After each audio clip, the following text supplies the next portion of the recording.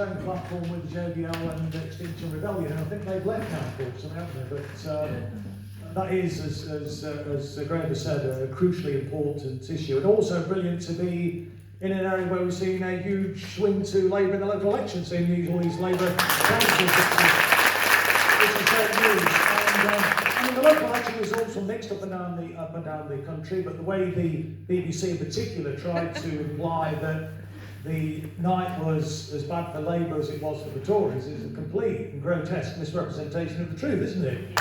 When the truth is, it was a catastrophic night for the Tories, and Labour would like to have done better, but I think we're still on course to do well and probably win the next general election.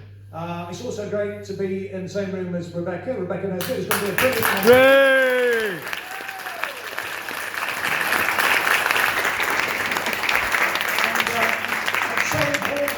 Behind Rebecca, because obviously, as we know, she's been subject to a smear, and the party is looking into that at the moment. But we need people like Rebecca in the House of Commons. I regret to say that the House of Commons on both sides of the chamber is out of touch with reality.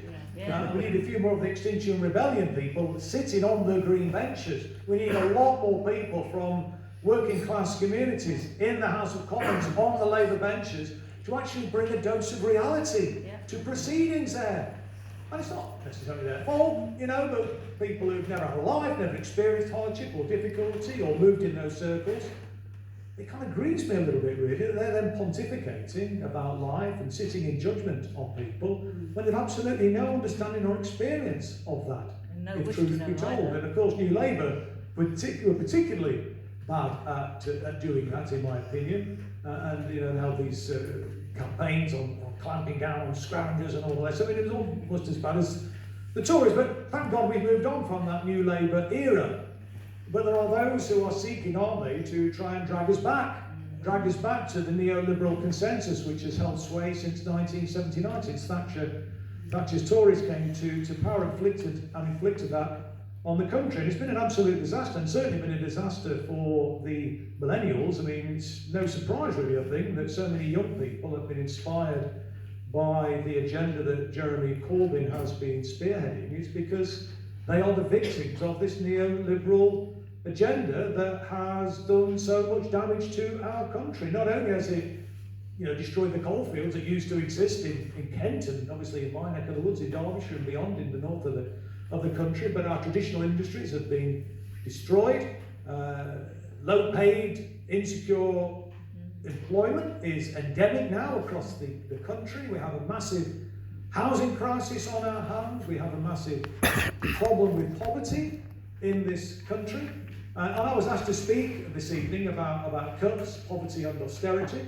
And it's only a socialist prospectus that is going to address those major problems which are afflicting so many people in this country today. And it's only a socialist agenda that's going to address the issues that the Extinction Rebellion comrades have been speaking about. If we leave it to capitalism, and when people probably may have picked up a copy of Socialist Appeal here, absolutely right, a bleak outlook for world capitalism. Well, I hope it is a bleak outlook, because unless we sort out capitalism, it's a bleak outlook for the world. But I'm optimistic. I do think we have a huge opportunity, notwithstanding all of the attacks that we are being subjected to, and the reason we're being subjected to those attacks, as we've just heard, I think, is because we are putting forward an alternative proposition, and the establishment are determined to do everything within their power to stop a common sense socialist government coming to power, because they want to hang on to their privileges. But when we get Jeremy into number 10, when we get a Labour government, they'll still be privileged, they'll still be rich. How much money do they want, for God's sake? They can't spend it anyway. And the truth of the matter is that if we can get a common sense socialist programme going, I mean, there was a great, people saw Labour's party political broadcast last week, I think it was. He really set it out beautifully, I think, where he said, we'll give a £20,000 tax cut to a billionaire. You know what they're going to do with it? But if you actually put people to work, put money in the pockets of ordinary workers, give people a higher wage, as it were, What do? They spend it, don't they? We spend it in the real economy, and then what does that do? Well, that helps to create other jobs, doesn't it? It generates tax revenue, it generates national insurance revenues. And so the economic virtuous circle is created. I don't know if you saw it, it's a great, if you Google it, if you haven't seen it, it really is good. And then they went to the billionaire, what are you doing with your £20,000? Oh yes, I forgot about that, yes. Increase my wealth pot a little bit. We all speak posh like that, don't we, billionaires?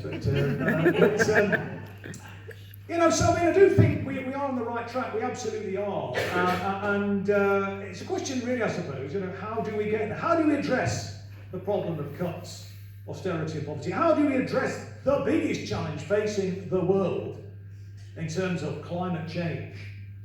What do we do? How do we respond to those challenges? I mean, time is running out. They're absolutely right. The extinction rebellion. Time is running out. We absolutely have to grasp this stuff. Well, one of the things that we can do, and I often ask this question when I go around, personally, one of the first things that we can do as individuals is eat less meat.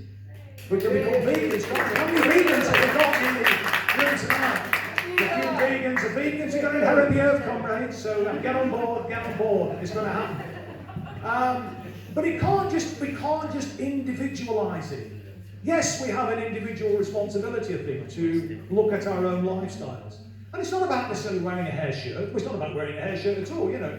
I'm all for, you know, fully automated luxury communism. I want us to see the fruits of economic growth in our country. We are the 5th biggest economy in the world, aren't we? How is it in the 5th biggest economy in the world, we've got 14 million people living in poverty? How is it we have a homelessness crisis? How is it we've got people in every town and city in our country sleeping in shop doorways in the 5th biggest economy in the world? Well, it's a crisis, it seems to me, of capitalism. That's the problem. And unless we have a socialist response, then this is only going to get worse. And we need a different approach. We absolutely do. And we've seen the post-war consensus, which stood the test of time from 1945 with that seminal election and the Ackley Labour government coming to power, my mum and dad's generation, who voted for something better. Everybody thought Churchill was bound to win, this great war leader. I'm no fan of Churchill at all, but I was asking you the question hero or a villain. I was absolutely in the villain territory as far as I'm concerned. You look at his record over the years, but nobody expected that. But people like my mum and dad who said we ain't going back to the indignity of the 1930s, the means test, and being frightened about getting ill if we fall ill and unable to pay the medical fees or getting injured at work and those sort of things. And they wanted a better life, and what did we do? I mean, we came out of that with a debt to GDP ratio. Bear in mind, the GDP, by the way, has only been around for about 80 years. I mean, we have a different method of measuring economic success. The GDP as a measure of economic success is crap, in my opinion, because we've got all these people living in poverty, haven't we? That's not a different measure of economic success. But they said, no, we want something better. We want a better life. And we came out of the war, as I say, a debt to GDP ratio, I think it was around 250%. But we ended the 1940s, that decade, in a much better economic position. And even though we were broke as a nation, we built the welfare state, we created the National Health Service, we built 1 million houses, we maintained full employment, and we came out of that decade in a much better, stronger economic position because we'd invested in the economy. But I think we need to be beyond the sort of Keynesian approach that we employed, and it stood the test of time. And it worked right the way through, as I say, till Thatcher came in, and we've had a neoliberal consensus because New Labour bought into the neoliberal agenda, didn't they? They maintained the deregulation that the Tories put. In fact, we expanded the deregulation, didn't we? We extended it in the financial services. We did nothing about the deregulated housing market. And, you know, we're paying the price of that as a consequence now.